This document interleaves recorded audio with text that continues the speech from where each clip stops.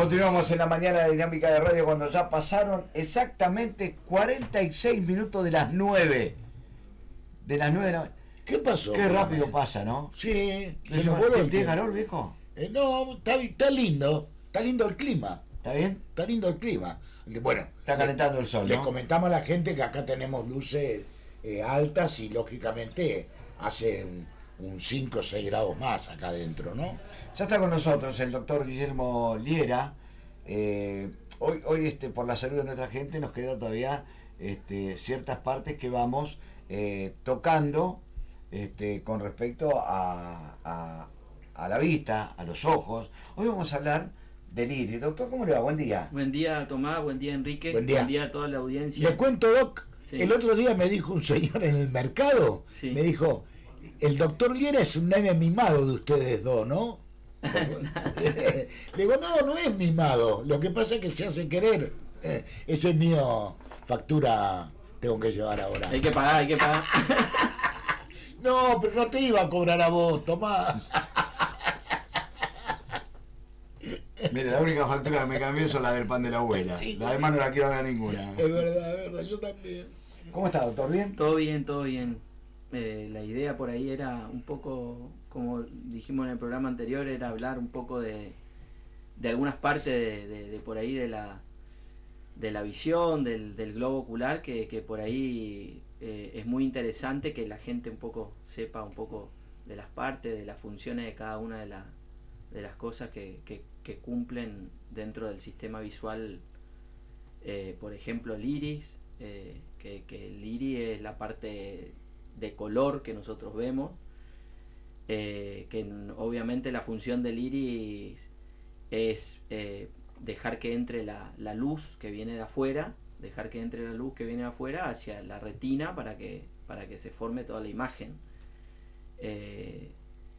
Existen diferentes por ahí patologías del iris que obviamente nos pueden traer aparejado por ahí disminuciones de la visión, fotofobia, que son sensibilidad a la luz.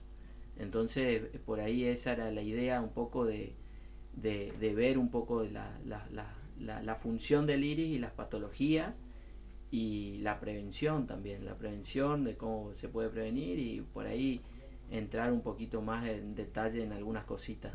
La máquina fotográfica es una copia del ojo, ¿no? Así es, la cámara fotográfica por ahí es lo más similar al globo ocular. Sí, claro. Porque por ahí uno cuando quiere explicar alguna cosa o alguna función de la visión, pone un ejemplo de la cámara fotográfica o una... Tiene el tele. efecto del diafragma, que es justamente cómo funciona el ojo, ¿no? Así es. Qué maravilla. El diafragma por ahí sería la pupila, que es la parte claro. negra, que es la parte central.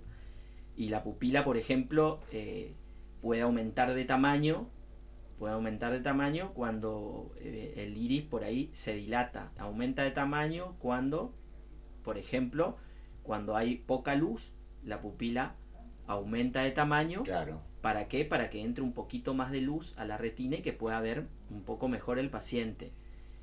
Y por ahí el iris se va a contraer el iris cuando hay mucha luz. Entonces va a permitir que pase menos luz al globo, a la retina, para que no le genere mucha sensibilidad a la luz. Claro. Entonces de ahí es muy importante la función también del iris, el globo ocular, todas las estructuras del globo ocular son muy importantes. Por ahí lo que yo quería explicar un poco era que por ahí el iris es la segunda porción desde adelante hacia afuera, desde adelante hacia adentro, perdón, es la segunda porción que por ahí nos permite generar la entrada de la luz que viene del infinito. Este iris está en comunicación, muy en comunicación con la córnea y con los cuerpos ciliares o procesos ciliares, que los procesos ciliares son un sector que está más posterior al iris, que el iris, si nosotros podemos poner una foto ahí, que el que sigue todo puede poner una foto, que el iris nos permite por ahí entrar, hacer que entre la imagen que viene afuera. Deme las imágenes a medida que charla con nosotros el doctor Guillermo Liera. A ver, me decía que bueno, ahí está. Eso es el iris, que es la parte que le da la tonalidad o el color de los ojos a las personas. Se dice que el 80% de las personas tienen ojos marrones en toda la población, y solo el 17 a 20% tienen ojos azules. Hoy día está muy de moda el tema de la belleza, de querer cambiar el color de los ojos también. Está muy de moda eso. Es bueno usar esos anteojos, eso, digamos, ¿cómo le llaman? El pequeñito ese para cambiar el color. Contacto. El lente de contacto. Y mirá, si hay prescripción médica, no hay ningún inconveniente. Ajá. Si hay prescripción por el oftalmólogo, no hay ningún inconveniente. Hoy, hace muy poco tiempo, hace 2 meses, 3 meses, hubo una buena, por ahí, una gran repercusión a nivel nacional por un médico que prometía el cambio del color del iris. Ay, no. No se sabe muy bien quién era el médico, y bueno, hubo repercusión en todos los medios que a través de un láser generaba obviamente ruptura de los melanocitos, que son las células que le dan el color al ojo. ¡Qué locura! Y bueno, generaba esa ruptura, una fotodisrupción o una quemadura de los melanocitos, y supuestamente en 20 días, 30 días iba a cambiar el color hacia un color azul. ¿Por qué? Porque los melanocitos son los que nos dan el color de los ojos. Y obviamente hubo mucha repercusión, porque dejó ciego mucha gente el láser ese.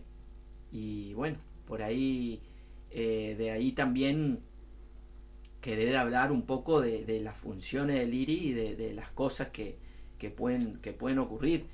La verdad, el iris, hasta hoy, hasta el día de hoy, no existen trabajos y publicaciones que se pueda cambiar con un aparato o con un láser. El iris es una función muy importante. Obviamente existen patologías iridianas. Las patologías iridianas, por ejemplo, uno puede nacer sin el iris, sin el completo desarrollo normal del iris. Entonces, al nacer sin el iris, a eso se llama, la ausencia del iris o la falta del desarrollo normal del iris, se llama aniridia. ¿Y se puede hacer algo? ¿Un tratamiento? Se puede hacer algo. Hoy existen tratamientos, hoy existen, por ejemplo, lentes intraoculares de color que se colocan en el segmento anterior.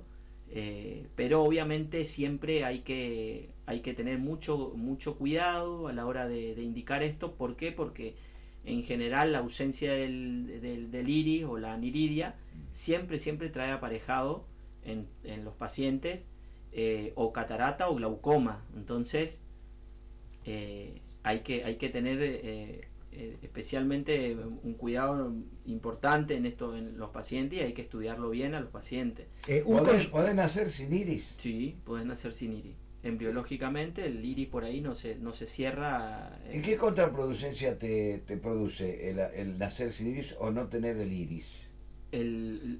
Una de las cosas es el paciente puede ver un 20% menos de lo normal de una persona que ve 100%. Otra de las cosas puede ser que va a ser fotofobia, mucha sensibilidad a la luz. ¿Por qué? Porque no va a tener el iris, que es la que por ahí nos regula, y la que regula la entrada de la luz. Eso, la que regula la entrada de la luz, como una cámara fotográfica.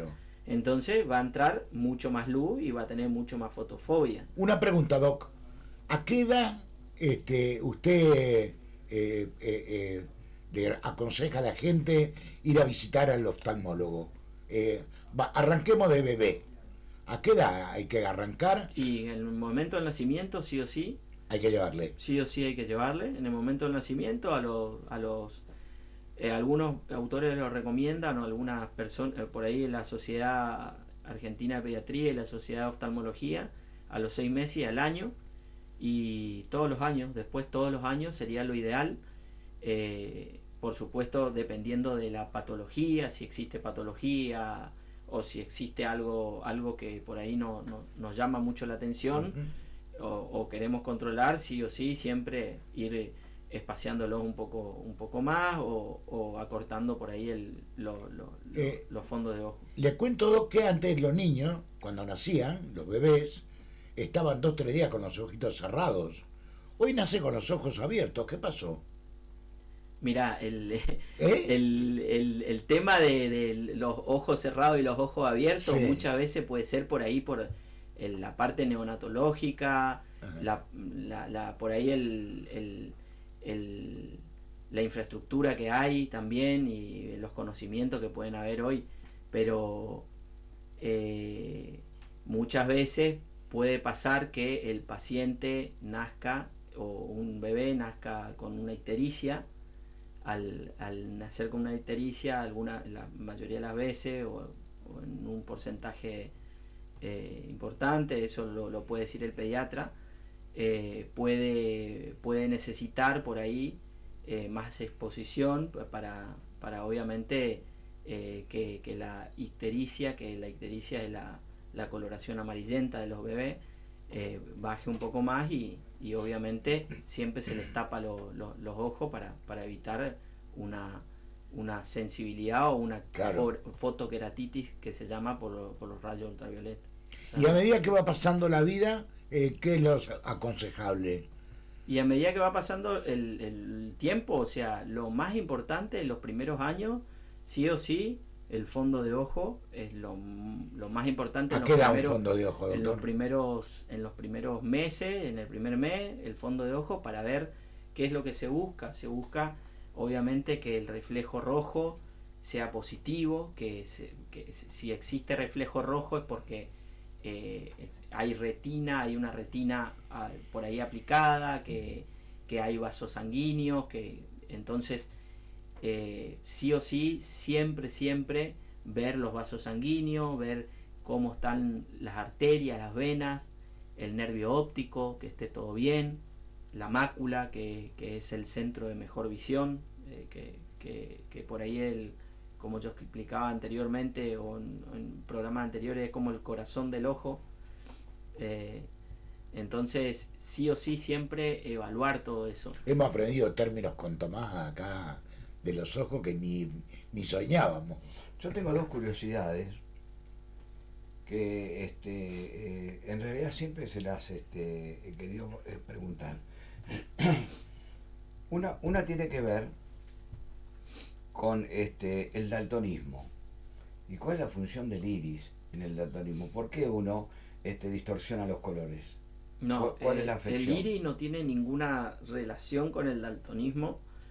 El iris puede haber, por ejemplo, es lo que yo iba a hablar recién, que una de las patologías muy frecuentes que se ve no se ve muy frecuente, pero en el 5% de la población, o entre el 3 y el 5, el albinismo. El albinismo es la falta de melanocitos en la piel o en el iris, en el cual al haber falta de melanocitos, el paciente con albinismo tiene un iris blanco, o tiene pasaje de más luz a través del iris. ¿Por qué? Porque no tiene gran cantidad de melanocitos. Entonces el paciente con albinismo tiene... Ahí influye la pigmentación, ¿no? Tiene fotofobia, tiene alteraciones en los colores también. Algunos pacientes con albinismo tienen alteraciones en los colores, alteraciones en el contraste de los colores. El daltonismo es obviamente una alteración en unas células que están en la retina, que se encuentran en la retina y que son fotorreceptores o son neuronas, que se llaman conos y bastones. ¿tá? Entonces el daltonismo, ¿qué pasa? En el paciente daltónico hay una alteración en la tonalidad o en los tonos de color rojo, verde, amarillo, y hay veces que hay pacientes que tienen alteraciones en el contraste de los colores, por ejemplo, en un paciente con catarata. En un paciente con catarata no es lo mismo un paciente joven con un cristalino transparente a un paciente con después de los 50 años con un cristalino opaco.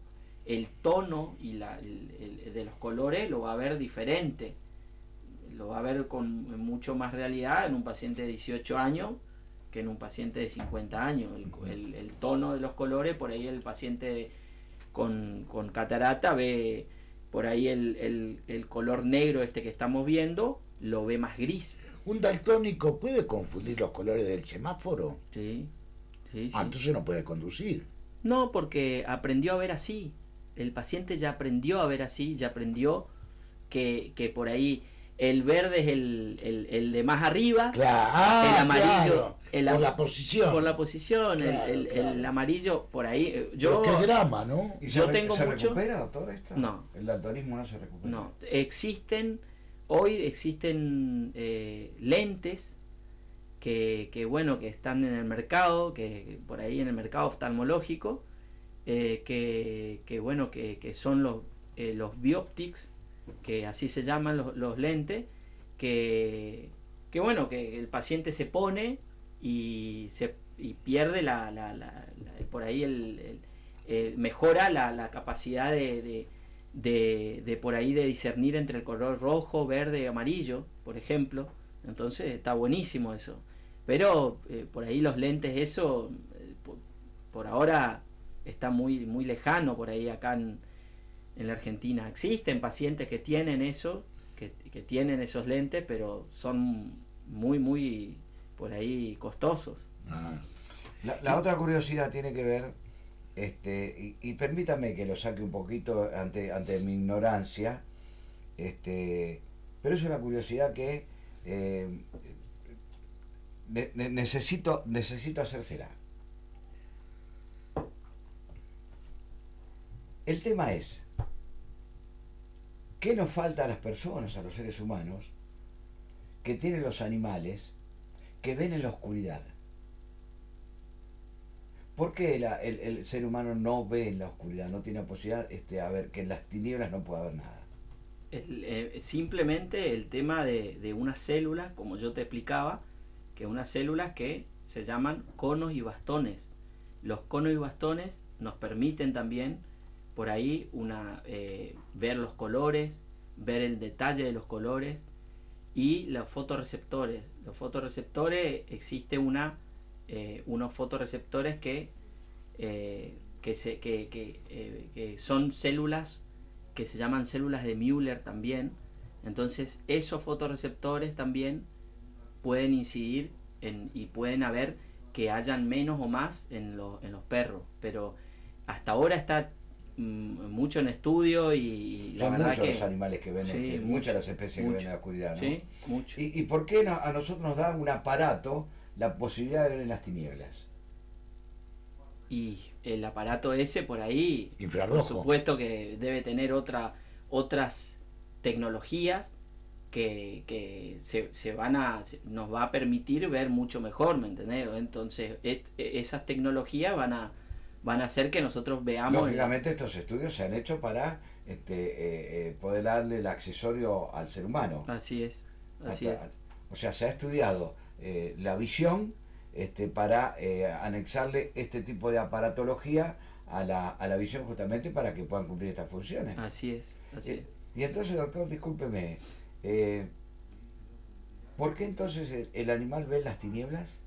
Muchas veces por el tema de que tiene mucho más células de Müller y por ahí el paciente o la persona tiene menos, o entre los conos y los bastones hay una relación entre los conos y los bastones que por ahí la persona, los humanos tenemos más y menos, y los animales tienen menos o más. Entonces ahí está la relación. No se sabe o no se vio todavía, no se pudo llegar a una por ahí a un abstract para decir, mira, esto es esto, este animal tiene más, tiene menos, no tiene una cierta explicación en un animal con otro animal.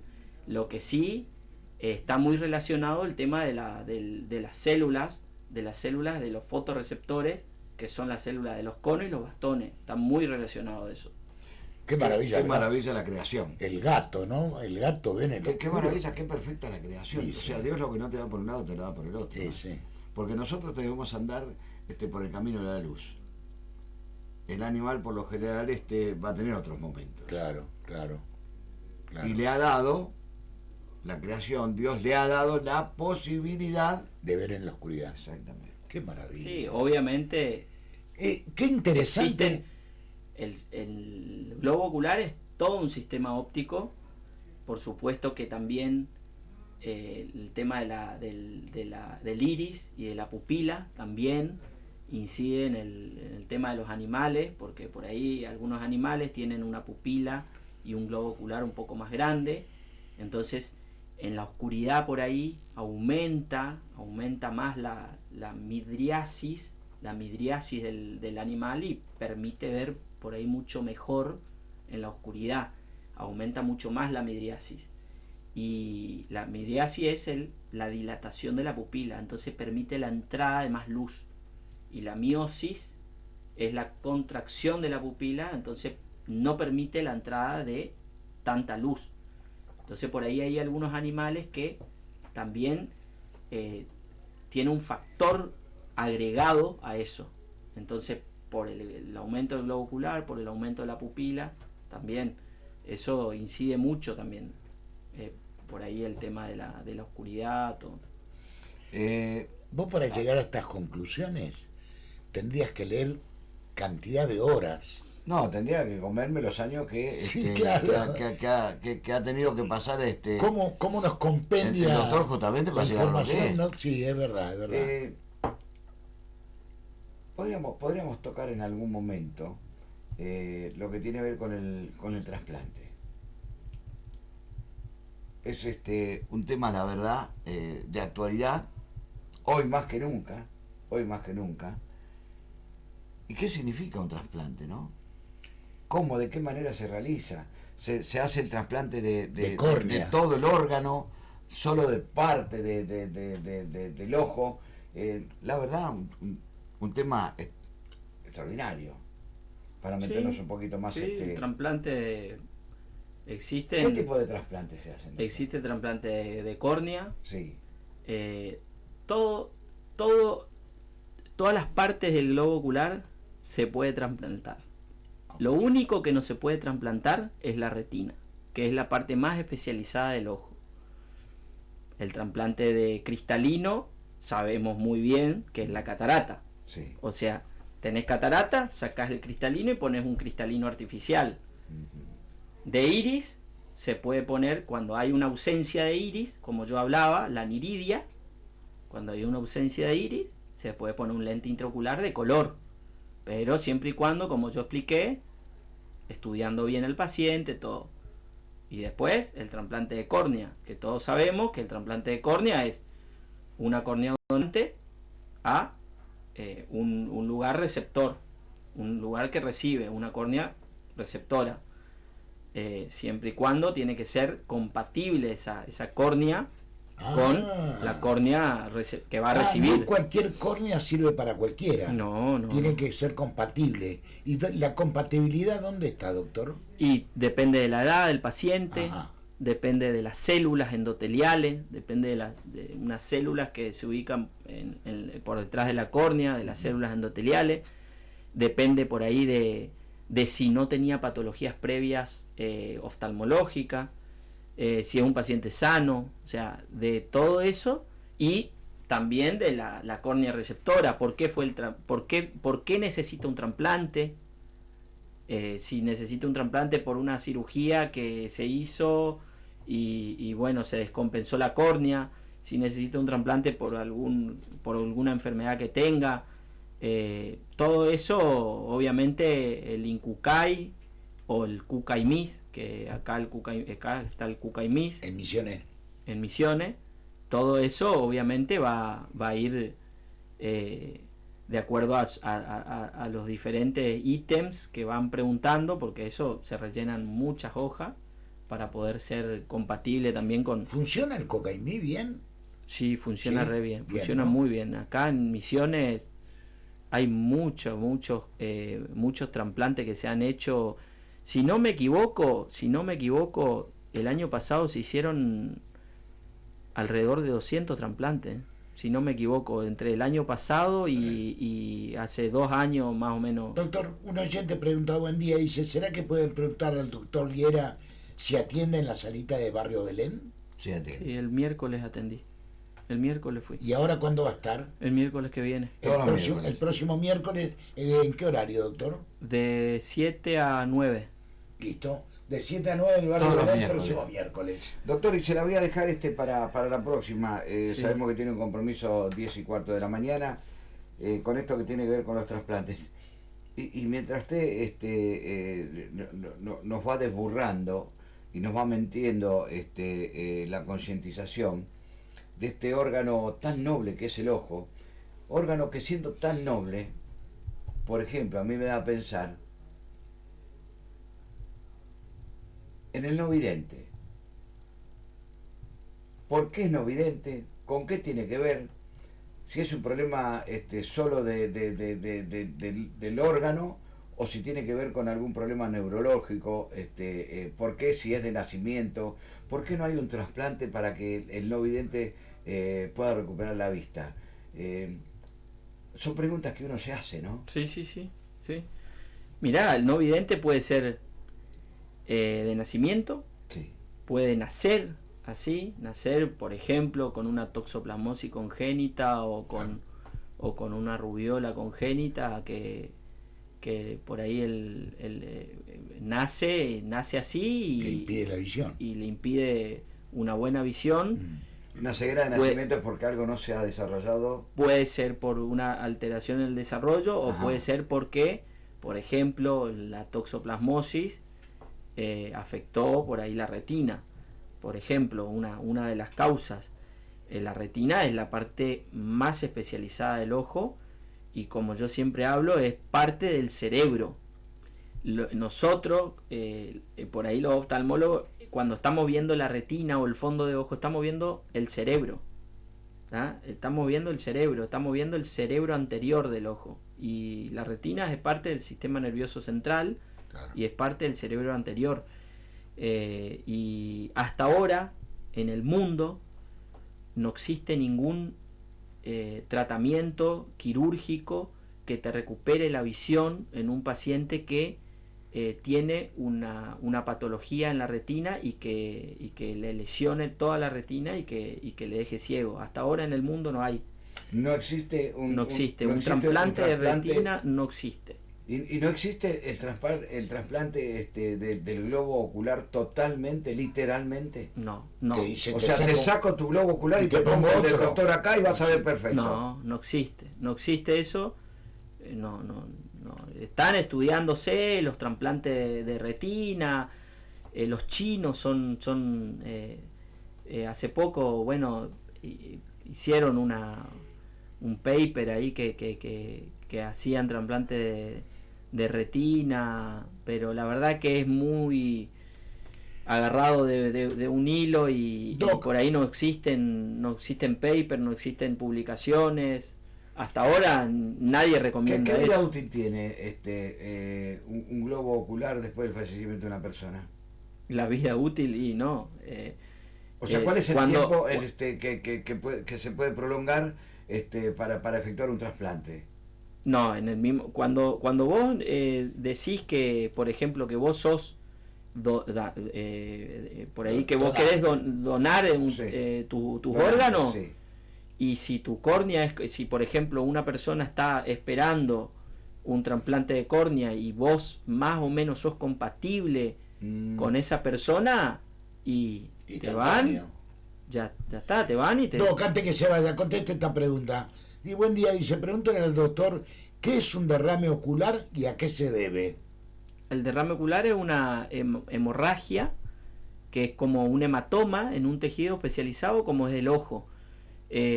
Por debajo de una capita que recubre esta parte blanca se encuentra una capa que se llama conjuntiva.